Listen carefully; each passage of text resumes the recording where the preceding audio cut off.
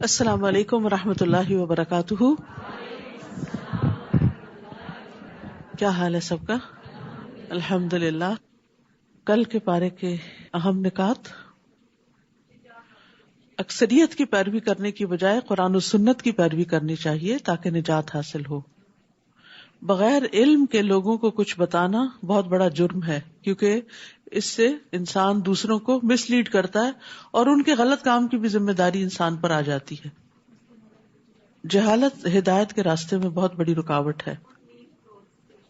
جانوروں کو لباس کی ضرورت نہیں ہوتی، ان پر تو قدرتی لباس موجود ہے، لیکن ہمیں اپنا لباس خود اختیار کرنے کی ضرورت ہے، اور خاص طور پر عبادت کے وقت پراپر لباس ہونا چاہیے.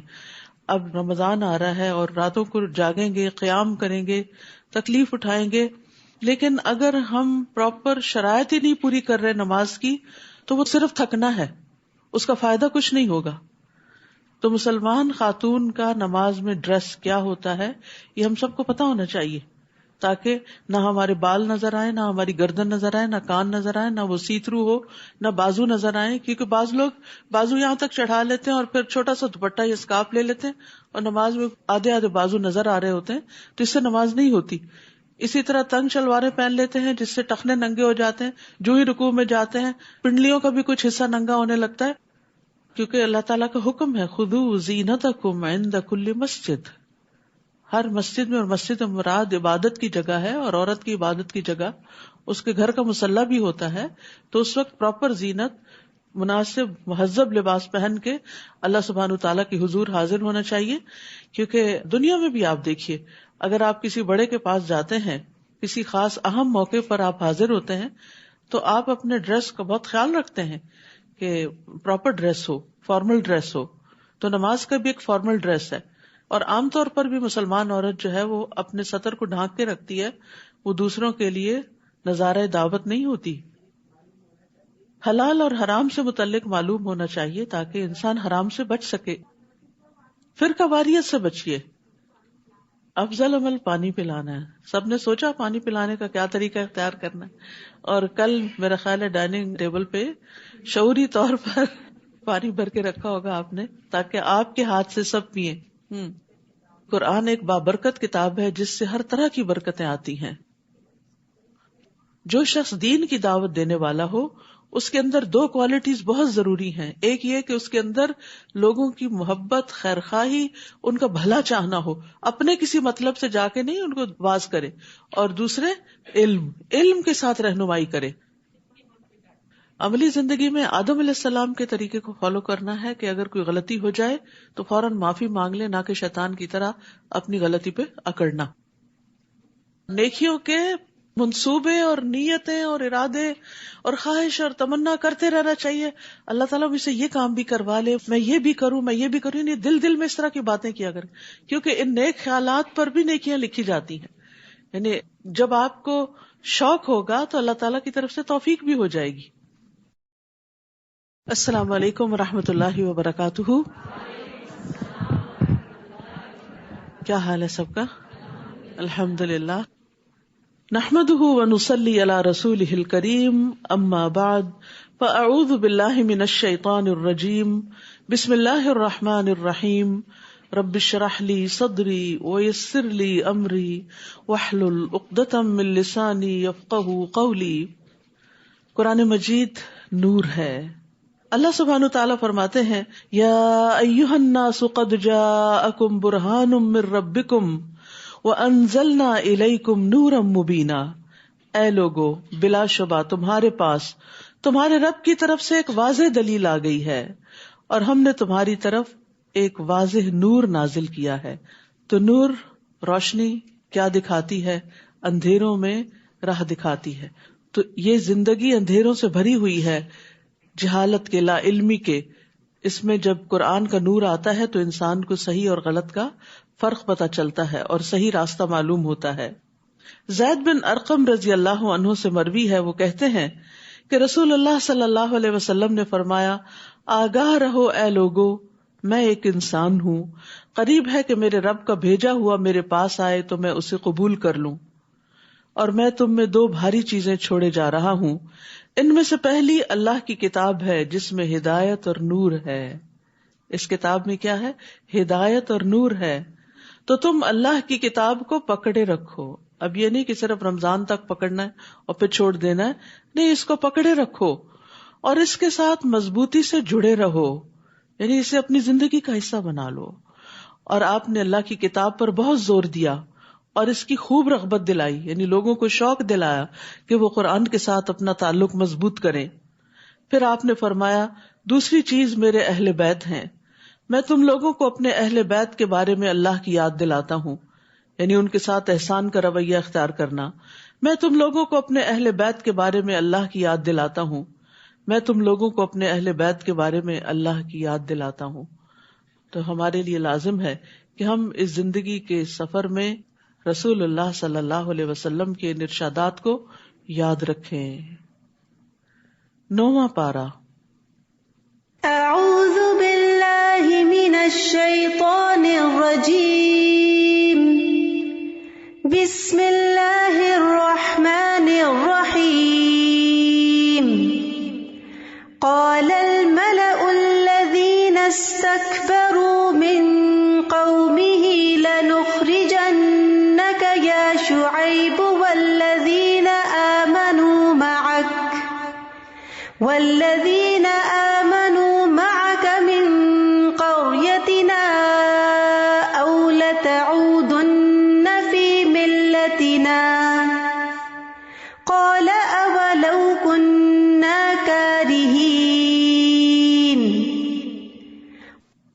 شروع کرتی ہوں اللہ کے نام سے جو بے انتہا مہربان نہایت رحم فرمانے والا ہے.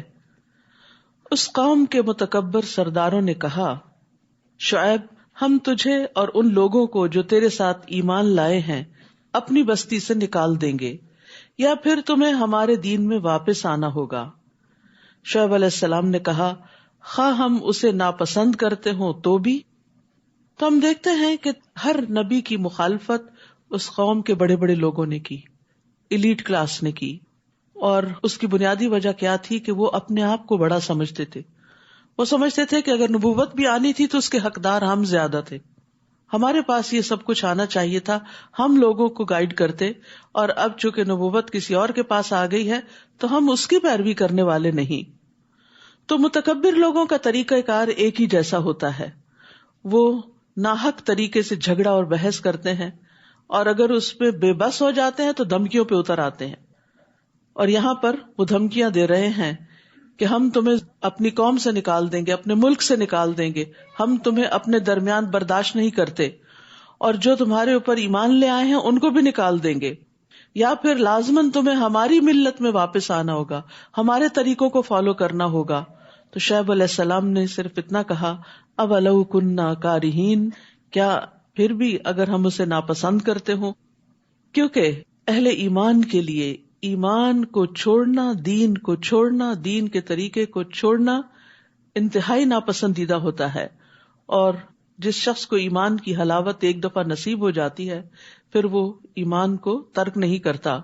انس رضی اللہ عنہ سے روایت ہے کہ نبی صلی اللہ علیہ وسلم نے فرمایا، 3 باتیں جس کسی میں ہوں گی وہ ایمان کی مٹھاس پالے گا. یہ کہ اللہ اور اس کا رسول اس کے نزدیک ہر چیز سے زیادہ محبوب ہوں، اور یہ کہ آدمی جس کسی سے محبت کرے صرف اللہ کے لیے کرے، کوئی دنیا کا لالچ بیچ میں نہ ہو، اور یہ کہ کفر میں دوبارہ لوٹنے کو اس طرح ناپسند کرے جیسا کہ وہ آگ میں پھینکے جانے کو ناپسند کرتا ہے. یعنی اسلام سے پھر مرتد ہو کے کفر کی طرف جانا اس کے لیے ایسے ہی ہو جیسے جہنم میں جانا ہے. قد افترینا علی اللہ کذبا ان عدنا فی ملتکم بعد اذ نجانا اللہ منہا. اگر ہم تمہارے دین میں دوبارہ چلے جائیں، تمہارے دین میں، کیونکہ انبیاء کا شرک والا دین کبھی نہیں رہا، تو اس کا مطلب یہ ہوگا کہ ہم نے اللہ پر جھوٹ باندھا تھا، یعنی جو کچھ ہم تمہیں کہہ رہے تھے وہ بالکل غلط بات تھی، جبکہ اللہ اس سے ہمیں نجات دے چکا ہے. ہم سے یہ ممکن نہ ہوگا کہ ہم اس میں دوبارہ چلے جائیں الا یہ کہ ہمارے رب کی ایسی ہی مشیت ہو. ہمارے رب نے علم سے ہر چیز کا احاطہ کر رکھا ہے، ہم اللہ ہی پر بھروسہ کرتے ہیں. علی اللہ توکلنا ربنا افتح بیننا وبین قومنا بالحق وانت خیر الفاتحین. اور پھر دعا کی، اے ہمارے رب، ہمارے اور ہماری قوم کے درمیان انصاف سے فیصلہ کر دے، اور تو ہی سب سے بہتر فیصلہ کرنے والا ہے.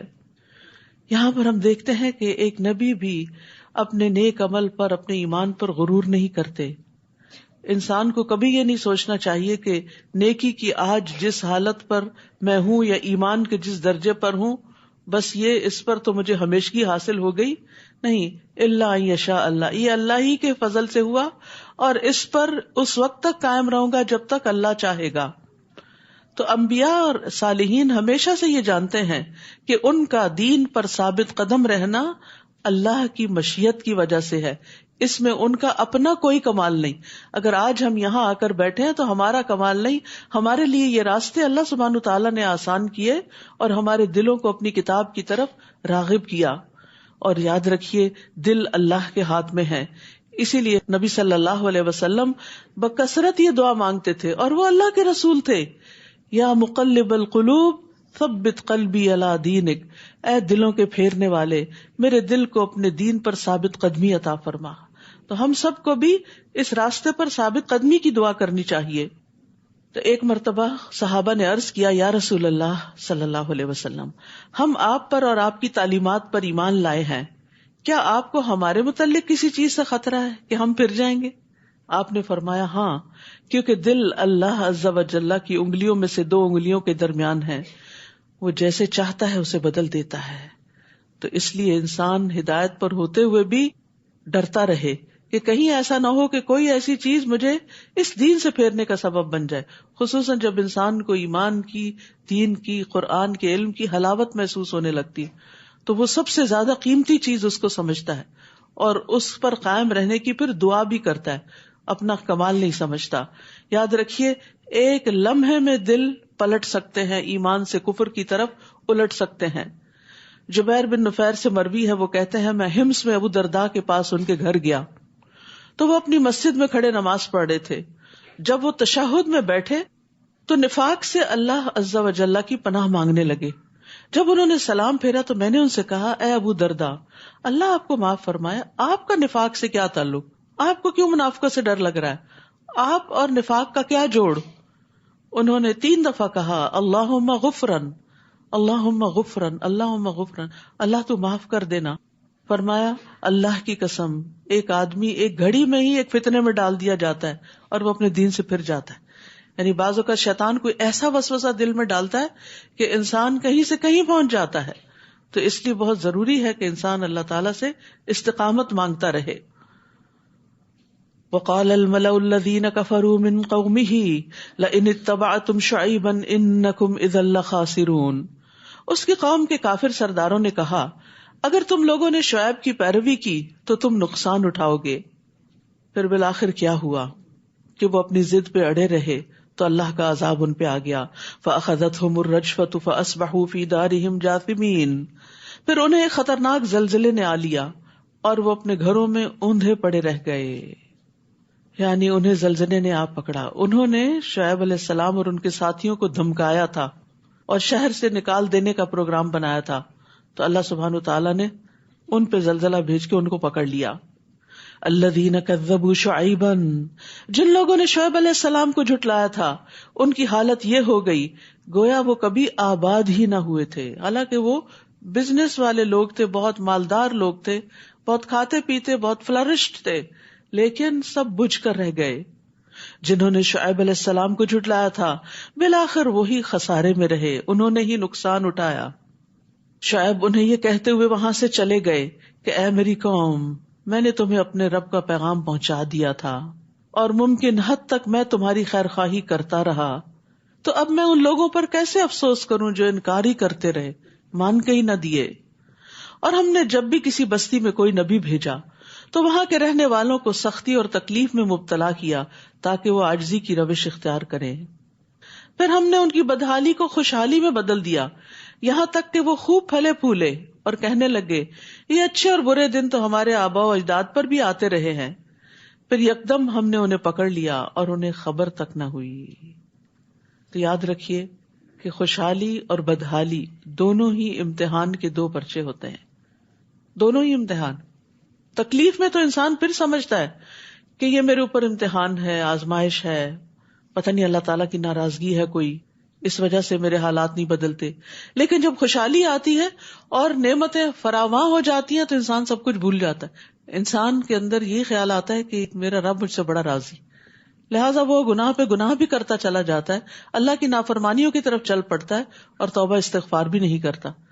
تو اس لیے صحابہ کرام جو تھے، جب ان پہ نعمتیں بہت آ جاتی تھی تو ان سے بھی وہ ڈرتے تھے کہ کہیں یہ رب کی طرف سے ڈھیل نہ ہو، استدراج نہ ہو، کہ اس کے بعد پکڑ نہ ہو کہیں. تو نعمتوں کو بھی عاجزی کے ساتھ استعمال کرنا چاہیے اور اس میں سے اللہ کا اور بندوں کا حق نکالتے رہنا چاہیے تاکہ شکر ادا ہوتا رہے اور نعمتیں برقرار رہیں. وَلَوْ أَنَّ أَهْلَ الْقُرَىٰ آمَنُوا وَاتَّقَوْا. اب یہاں بتا دیا گیا کہ نعمتیں کیسے برقرار رہتی ہیں، نعمتیں کیسے آتی ہیں. اور اگر یہ بستیوں والے ایمان لاتے اور تقوی اختیار کرتے، دو چیزیں اللہ کو راضی کرنے والی، ایمان اور تقوی، تو ہم ان پر آسمان اور زمین کی برکات کے دروازے کھول دیتے. لیکن انہوں نے جھٹلا دیا، پھر ہم نے انہیں ان کے کرتوتوں کی پاداش میں دھر لیا. کیا یہ بستیوں والے اس بات سے نڈر ہو گئے ہیں کہ رات کے وقت ان پر ہمارا عذاب آ جائے اور وہ سوئے ہوئے ہوں، کہ آنکھ بھی نہ کھلے؟ اور یاد رکھیے، اچانک پکڑ یہ عذاب کی علامت ہوتی ہے. یا وہ اس بات سے نڈر ہو گئے ہیں کہ چاشت کے وقت ان پر ہمارا عذاب آئے اور وہ کھیل رہے ہوں، یعنی ہسل بسل شروع ہو گئی ہو، لوگ اپنے کاموں کے لیے بھاگ دوڑ کر رہے ہوں، یعنی کسی بھی وقت آ سکتا ہے، کسی بھی وقت پکڑ ہو سکتی ہے. کیا یہ لوگ اللہ کی چال سے بے خوف ہو گئے ہیں؟ حالانکہ اللہ کی چال سے وہی قوم بے خوف ہوتی ہے جو نقصان اٹھانے والی ہو. یعنی اللہ سبحانہ تعالیٰ کا ان کے خلاف چال چلنا کیا ہے کہ ان کو پہلے مہلت دے، ڈھیل دے، ان پر دنیا کی زندگی کے انعامات عام کر دے اور پھر اچانک رسی کھینچ لے. حسن بصری کہتے ہیں، مومن نیک کام کرتے ہوئے بھی ڈرتا، لرزتا اور خوف کھاتا ہے. ہم سب کو اپنے بارے میں سوچنا چاہیے کہ نیکی کرتے ہوئے، نماز پڑھتے ہوئے، خیرات کرتے ہوئے، کسی کی مدد کرتے ہوئے ہمارے دل کا حال کیا ہوتا ہے. مومن نیک کام کرتے ہوئے بھی ڈرتا، لرزتا اور خوف کھاتا ہے، اور فاجر گناہ کے کام کرتے ہوئے بھی امن اور سکون میں ہوتا ہے، بڑی بڑی نافرمانیاں کر کے بھی بڑا خوش ہوتا ہے. رسول اللہ صلی اللہ علیہ وسلم نے فرمایا، بے شک مومن اپنے گناہوں کو ایسے دیکھتا ہے جیسے وہ کسی پہاڑ کے نیچے بیٹھا ہو، یعنی گناہ اس کو پہاڑ کی طرح نظر آتے ہیں اور اسے یہ خطرہ ہو کہ یہ پہاڑ اس کے اوپر نہ گر جائے. جبکہ فاسق اپنے گناہوں کو اس طرح دیکھتا ہے جیسے کوئی مکھی اس کی ناک میں بیٹھی اور اس نے ہاتھ کے اشارے سے اڑا دیا، یعنی اس کو گناہ سے کوئی ڈر نہیں لگتا، اسی لیے تو توبہ نہیں کرتا. جو لوگ ان بستیوں کے ہلاک ہونے کے بعد زمین کے وارث ہوئے، کیا انہیں یہ رہنمائی نہیں ملی کہ اگر ہم چاہیں تو ان کے گناہوں کے بدلے ان پر بھی مصیبت ڈال سکتے ہیں اور ان کے دلوں پر مہر بھی کر سکتے ہیں کہ وہ سن ہی نہ سکیں. تو یہ گناہوں کے دو نتائج بتائے گئے کہ ان پہ مصیبت آئے اور دل سخت ہو جائیں. تو اس لیے انسان کو ساتھ ساتھ توبہ کرتے رہنا چاہیے، جہاں پسلے، جہاں غلطی ہوئی، جہاں بٹکے، اللہ سبحانہ تعالیٰ کی طرف راغب ہوئے. تلک القری نقص علیک من انبائها، یہ بستیاں ہیں جن کے احوال ہم نے آپ سے بیان کر دیے ہیں. ان کے پاس ان کے رسول واضح دلائل لے کر آئے تھے، مگر جس بات کو وہ پہلے جھٹلا چکے تھے اس پر ایمان لانا انہوں نے مناسب نہ سمجھا. اسی طرح اللہ کافروں کے دلوں پر مہر لگا دیتا ہے.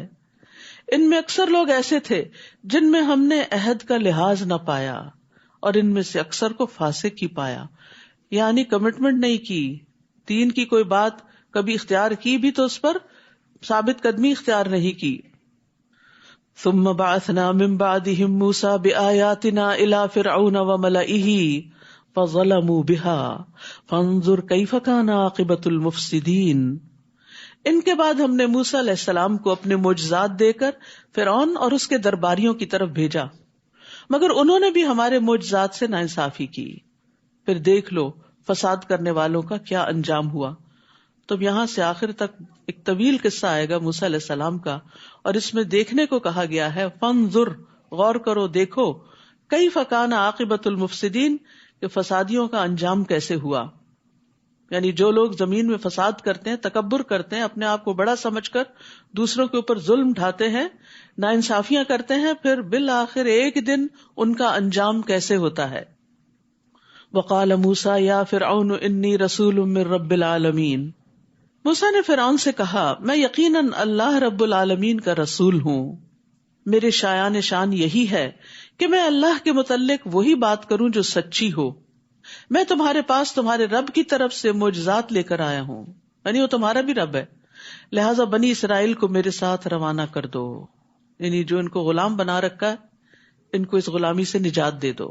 تو موسیٰ علیہ السلام کی دعوت کے دو بڑے نکات تھے، ایک تو ان کو اللہ کی طرف بلانا قوم فرعون کو، اور دوسرے بنی اسرائیل کو غلامی سے نجات دلانا. فرعون نے کہا اگر تو سچا ہے تو کوئی معجزہ لے کر آیا ہے تو اس کو پیش کر. چنانچہ موسیٰ علیہ السلام نے اپنا عصا ڈال دیا تو وہ فوراً ہو بہو ایک اژدہا بن گیا، بہت بڑا سانپ بن گیا، اور بغل سے اپنا ہاتھ نکالا تو وہ دیکھنے والوں کو چمکدار دکھائی دینے لگا. فرعون کی قوم کے سرداروں نے کہا یہ تو بڑا ماہر جادوگر ہے، وہ چاہتا ہے کہ تمہیں تمہارے ملک سے نکال دے، اب تم کیا مشورہ دیتے ہو؟ پھر انہوں نے فرعون سے کہا کہ موسیٰ اور اس کے بھائی کے معاملے کو التوا میں رکھو اور شہروں میں اپنے آدمی بھیج دو جو ہر ماہر جادوگر کو اکٹھا کر کے تیرے پاس لے آئیں. چنانچہ جادوگر فرعون کے پاس آ گئے اور کہنے لگے اگر ہم غالب رہے تو ہمیں کچھ صلہ بھی ملے گا. نبی جو ہوتا ہے وہ قوم کا خیر خواہ ہوتا ہے، وہ لوگوں سے کوئی اجر و ثواب نہیں چاہتا، یعنی لوگوں سے کوئی بدلہ نہیں چاہتا، اس کا اجر و ثواب اللہ کے ذمہ ہوتا ہے. اس کے برعکس جادوگر جادو کا کاروبار کیوں چلاتے ہیں؟ تاکہ دنیا کما سکیں. اسی لیے فرعون کے پاس جب موسیٰ علیہ السلام آئے تو انہوں نے ان کو اللہ کا پیغام سنایا اور کسی اجر کی توقع نہیں رکھی، لیکن جادوگر آئے تو انہوں نے انعام مانگا کہ اچھا موقع ہے، آج فرعون کو ہماری ضرورت پڑی ہے تو اس سے کچھ بھرپور فائدہ اٹھایا جائے. چنانچہ جادوگر فرعون کے پاس آ گئے اور کہنے لگے اگر ہم غالب رہے تو ہمیں کچھ صلہ بھی ملے گا. فرعون نے کہا ہاں، اور میرے دربار میں منصب بھی ملیں گے. پھر مقابلے کے وقت جادوگر کہنے لگے موسیٰ تم ڈالتے ہو یا ہم ڈالیں؟ موسیٰ نے کہا تم ہی ڈالو. پھر جب انہوں نے اپنی رسیاں وغیرہ پھینکی تو انہوں نے لوگوں کی آنکھوں پر جادو کر دیا اور انہیں دہشت زدہ کر دیا اور بڑا زبردست جادو بنا لائے. تو یہاں پر موسیٰ علیہ السلام نے جادوگروں کو پہل کرنے کا موقع دیا کہ تم پہلے کرو. اس کی کیا حکمت تھی؟ اصل بات تو اللہ ہی بہتر جانتا ہے، لیکن یہ کہ موسیٰ علیہ السلام دیکھنا چاہتے تھے کہ جادوگر زیادہ سے زیادہ کیا کرتے ہیں، ان کی کارکردگی پہ غور کرنا چاہتے تھے، اور پھر یہ بھی کہ جب یہ اپنی چالاکیوں سے فارغ ہو جائیں تو پھر موسیٰ علیہ السلام ان کے اوپر حملہ آور ہوں. اور ویسے بھی یہ کہ حق جب آخر میں آئے گا تو دلوں پر اثر انداز بھی ہوگا. ہم نے موسیٰ کی طرف وحی کی کہ اب تو بھی اپنا عصا ڈال دے. عصا کا پھینکنا تھا کہ وہ اژدہا بن کر فوراً ان کے جھوٹے شعبدے کو نگلنے لگا، اور یہی حکمت نظر آتی ہے کہ سارا جادو ختم ہو گیا. چنانچہ حقیقت ثابت ہو گئی اور جو کچھ ان جادوگروں نے بنایا تھا وہ ملیا میٹ ہو گیا. یہ جو آیتیں ہیں فلما القوا قال موسیٰ ما جئتم بہ السحر، اور یعنی سورۃ یونس کی 81 اور 82، اور پھر سورۃ الاعراف کی 118 سے 122، اور سورۃ طٰہٰ کی 69 آیت، اور یہ آیت یہاں سے فوقع الحق وبطل ما كانوا يعملون. اگر کسی کے اوپر شک ہے آپ کو کہ اس پہ جادو ہے تو ایک برتن میں پانی ڈال کے ان پہ یہ آیات پڑھی جائیں اور پھر مسور کے سر پہ بہا دیا جائے تو اس کو افاقہ ہوتا ہے. فوقع الحق وبطل ما كانوا يعملون فغلبوا هنالك وانقلبوا صاغرين. فرعون اور اس کے ساتھی اس مقابلے میں مغلوب ہوئے اور وہ ذلیل و خوار ہو کے پلٹے، اور جادوگر بے اختیار سجدے میں گر پڑے. حق نظر آ گیا تھا نا ان کو، اور کہنے لگے ہم رب العالمین پر ایمان لائے جو موسیٰ اور ہارون کا رب ہے. اب آپ دیکھیے پھر دو گروہ ہو گئے. فرعون نہیں مانا، ضد میں ہے، لیکن جادوگر جن کا جادو ملیا میٹ ہوا، عاجز ہوئے، وہ مان گئے کہ یہ جادو نہیں ہے جو موسیٰ کے پاس ہے علیہ السلام، یہ حق ہے، لہذا وہ حق کے آگے جھک گئے. تو ایک سچا انسان جو ہوتا ہے چاہے وہ زندگی گناہوں میں ہی بسر کر رہا ہو، لیکن جب حق اس کے سامنے آتا ہے تو اس کو فوراً قبول کر لیتا ہے، اس کے سامنے اکڑتا نہیں، ضد نہیں کرتا، وہ شیطان کی روش اختیار نہیں کرتا، وہ آدم علیہ السلام کی طرح اپنی غلطی کا اعتراف کر لیتا ہے. فرعون نے انہیں کہا قبل اس کے کہ میں تمہیں اجازت دیتا تم موسیٰ پر ایمان لے آئے. یقیناً یہ تمہاری ایک سازش تھی جو تم نے اس شہر میں کی تاکہ اس کے باشندوں کو یہاں سے نکال دو، سو تمہیں جلد ہی اس کا انجام معلوم ہو جائے گا. اب فرعون جادوگروں کو بھی دھمکیاں دینے پہ اتر آیا. میں تمہارے ہاتھ اور پاؤں مخالف سمتوں سے کٹوا دوں گا. اگر ایک ہی سمت سے کاٹ دیا جائے تو موت واقع ہو جاتی. پھر تم سب کو سولی پہ چڑھا دوں گا، یعنی نشان عبرت بناؤں گا. جادوگر کہنے لگے ہم یقیناً اپنے رب کی طرف لوٹ کر جانے والے ہیں. یعنی تم نے مار دیا تو کیا ہوا، ہم نے ایک دن مرنا ہی ہے اور اللہ کے حضور واپس جانا ہی ہے. اور ہماری کون سی بات تجھے بری لگی ہے سوائے اس کے کہ جب ہمارے پاس رب کی نشانیاں آ گئی تو ہم ان پر ایمان لے آئے. یعنی ہم ایمان ہی تو لائے ہیں، اس میں ایسی کیا کباہت ہے، ہم نے حق دیکھ کر اس کو پہچانا اور قبول کر لیا. پھر انہوں نے دعا کی ربنا افرغ علینا صبرا وتوفنا مسلمین، اے ہمارے رب ہم پر صبر انڈیل دے اور اس حال میں موت دے کہ ہم فرما بردار ہوں. یا اللہ ہمیں ایسی طاقت عطا کر جس کے ذریعے ہم وہ کچھ برداشت کر سکیں جس کی فرعون ہمیں دھمکی دے رہا ہے. یعنی صبر سے مقابلہ کرنا چاہ رہے تھے، کیونکہ فرعون کی دھمکی کو معمولی دھمکی نہیں تھی کہ ایک ہاتھ اور ایک پاؤں کٹوا دوں گا اور پھر سولی چڑھا دوں گا. آپ سوچئے، اپنے آپ کو وہاں رکھ کے دیکھیے کہ خوف سے کتنا برا حال ہو جائے اگر کوئی آپ کو ایسی دھمکی دے.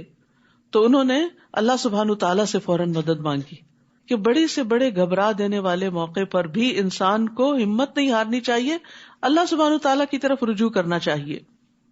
اور یہاں پر یہ افرغ علینا، افراغ کہتے ہیں برتن میں جو کچھ ہے سب کچھ انڈیل دے، یعنی ہمارا دل صبر سے لبریز ہو جائے. اور پھر انہوں نے اسلام پر فوت ہونے کی دعا مانگی کیونکہ اب زندگی میں کوئی رغبت نہیں رہی تھی اور انہیں فرعون کی دھمکی کی کوئی پرواہ بھی نہیں تھی. ان کا مقصد کیا تھا کہ آخرت میں نجات پا جائیں، جو کچھ اللہ کے پاس ہے اسے حاصل کرنے میں کامیاب ہو جائیں. اور ان باتوں سے فرعون اور ذلیل ہو گیا اور اس کی دھمکیاں بیکار ہو گئیں. اب آپ دیکھیے وہ جو پیچھے بات ہوئی تھی نا کہ لمحے میں دل پلٹ جاتے، یہ اس کی عملی مثال ہے.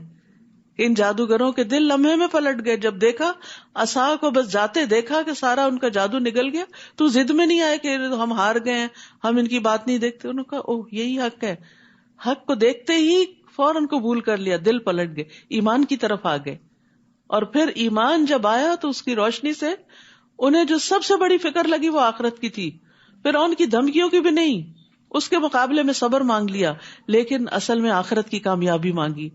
اصل ایمان ہی اس شخص کا سچا ہے جس کو اپنی آخرت کی فکر ہوتی ہے کہ کسی بھی میرے کام کا انجام وہاں کیا ہوگا، آگے کیا بنے گی، جو ہمیشہ کی زندگی ہے.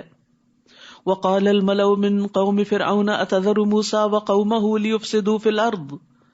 اور فرعون کی قوم کے سردار فرعون سے کہنے لگے کیا تو موسیٰ اور اس کی قوم کو یوں ہی چھوڑ دے گا کہ زمین میں فساد مچاتے پھریں اور تجھے اور تیرے معبودوں کو چھوڑ دیں. وہ کہنے لگا میں ان کے بیٹوں کو مروا ڈالوں گا اور بنی اسرائیل کو اور دھمکی، اور ان کی عورتوں کو زندہ رہنے دوں گا اور ہمیں ان پر پوری قدرت حاصل ہے. موسیٰ نے اپنی قوم سے کہا استعینوا باللہ واصبروا، اللہ سے مدد مانگو اور صبر کرو. سبحان اللہ، وہی بات جو جادوگروں نے جو ایمان لے آئے تھے کہی، اور یہاں بھی وہی ایمان اور صبر کی بات ہے، اللہ سے مدد مانگنے کی بات ہے اور صبر کرنے کی. یاد رکھیے ہر مشکل میں چھوٹی ہو یا بڑی سب سے پہلے ہمارے دل میں اللہ سبحانہ تعالیٰ کا خیال آنا چاہیے اور اس سے دعا کرنی چاہیے اور مشکل کا مقابلہ کرنے کے لیے اللہ سے مدد مانگنی چاہیے. سورۃ البقرہ میں بھی ہم نے پڑھا کہ وَاسْتَعِینُوا بِالصَّبْرِ وَالصَّلَاةِ. تو صلاۃ جو ہے، نماز، یہ اللہ سے دعا مانگنے کا بہترین ذریعہ ہے. مجھے اچھی طرح یاد ہے کہ میری والدہ کی وفات ہوئی تو ان کو پہلی نظر میں جب فوت ہوئے میں نے دیکھا تو دل بیٹھ گیا، لیکن فوراً مجھے یہی آیتیں یاد آئیں کہ وَاسْتَعِینُوا بِالصَّبْرِ وَالصَّلَاةِ. اور پہلا کام میں نے یہی کیا کہ فوراً نماز پڑھی. اور آپ یقین کریں کہ نماز سے پہلے اور بعد کے دل کی حالت میں زمین اور آسمان کا فرق تھا. دل ٹھہر گیا، ایک سکینت نازل ہونے لگی اور اس کے بعد کے سارے مرحلے آسان ہو گئے. یہ نہیں کہ آنکھوں میں آنسو نہیں آتے تھے، لیکن بے قراری کی کیفیت چلی گئی. تو وفات ہو کسی کی، کوئی چوری ہو، کوئی نقصان ہو، کچھ ہو، جب انسان اللہ سبحانہ تعالیٰ کی طرف راغب ہو جاتا ہے تو دل بدل جاتا ہے. باہر تو وقت کے ساتھ ہی تبدیلی آئے گی، لیکن اندر کی تبدیلی انسان کو اسٹرانگ کر دیتی ہے، پرسکون کر دیتی ہے. اور جب آپ پرسکون ہوتے ہیں تو پھر ہوش و حواس سے سارے فیصلے کرتے ہیں. ورنہ عموماً انسان ایسے مواقع پہ جذباتی ہو کے، ٹچی ہو کے ایک دوسرے سے لڑ جھگڑ پڑتا ہے، چھوٹی چھوٹی باتوں پر چیخنا چلانا شروع کر دیتا ہے، جو کہ اللہ تعالیٰ کو ناراض کرنے والی بات ہے. تو ہر غم، ہر دکھ، ہر تکلیف کے موقع پر اللہ سے مدد مانگو، نماز پڑھو اور صبر اختیار کرو، اور صبر کی دعا بھی کرے. ربنا افرغ علینا صبرا، اللہ انڈیل دے صبر، کیونکہ دل کی بے قراری صبر کے آنے کے بعد ہی درست ہوتی ہے. فرمایا یہ زمین اللہ کی ہے، وہ اپنے بندوں میں سے جسے چاہے اس کا وارث بنا دے، اور انجام خیر تو پرہیزگاروں ہی کے لیے ہے، تقوی والوں ہی کے لیے ہے، عاقبت انجام تو متقی کے لیے ہی بہتر ہے. وہ موسیٰ سے کہنے لگے تمہارے آنے سے پہلے بھی ہمیں دکھ دیا جاتا تھا اور تمہارے آنے کے بعد بھی دیا جا رہا ہے. ہمیں تو لگتا تھا کہ کوئی آئے گا مسیحا جو ہمیں ان مصیبتوں سے نجات دلائے گا، لیکن ہمارے اوپر تو مشکلات اور زیادہ ہوتی جا رہی ہیں. موسیٰ نے جواب دیا ان قریب تمہارا رب تمہارے دشمن کو ہلاک کر دے گا، تسلی دی انہیں، اور اس سرزمین میں تمہیں خلیفہ بنا دے گا، پھر دیکھے گا کہ تم کیسے عمل کرتے ہو. یعنی یہ مشکل تو ٹل جائے گی، لیکن جب خوشحالی آئے گی تو پھر بھی ایک آزمائش ساتھ آئے گی، اور وہ کیا کہ تم کرتے کیا ہو. اللہ سبحانہ تعالیٰ ہم سے ہر حال میں یہ دیکھتے ہیں ہم کرتے کیا ہیں، خوشی کے موقع پہ کیا کرتے ہیں، غم کے موقع پہ کیا کرتے ہیں، دکھ کے موقع پہ کیا کرتے ہیں. جب کوئی ہمارے ساتھ اچھا سلوک کرتا ہے تو ہم کیا کرتے ہیں، کوئی برا کرتا ہے تو ہم کیا کرتے ہیں. فَيَنظُرْ كَيْفَ تَعْمَلُونَ، اور وہ ہر وقت دیکھ رہے ہیں ہم کر کیا رہے ہیں. تو ہم سب کو اپنے عمل کی فکر ہونی چاہیے کہ ہمارے ری ایکشنز کیا ہیں، ڈفرینٹ سچویشنز میں ہم کس طرح ری ایکٹ کر رہے ہیں، اور یہی ہمارا عمل ہوتا ہے، اور اسی پر ہماری جزا یا سزا لکھی جاتی ہے.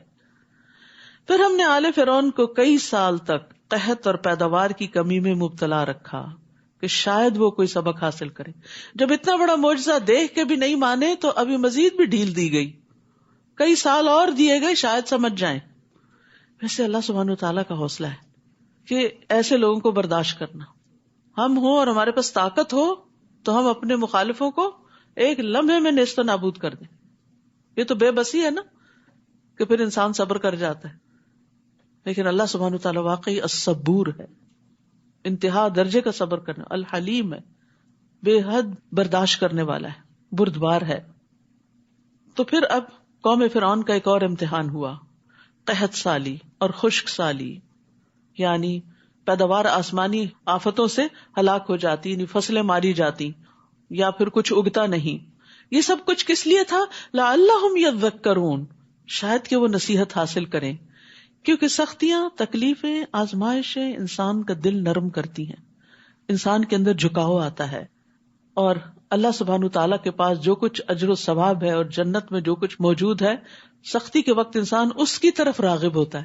جب دنیا والے دل توڑتے ہیں نا، جب دنیا سے انسان ٹھکرایا جاتا ہے تو پھر انسان اللہ کی طرف راغب ہوتا ہے، اور جب دنیا اس سے چھن جاتی ہے تو انسان جنت کی نعمتوں کو یاد کرتا ہے، اور اگر دنیا ہی جنت بن جائے تو اصل جنت بھول جاتی ہے انسان کو.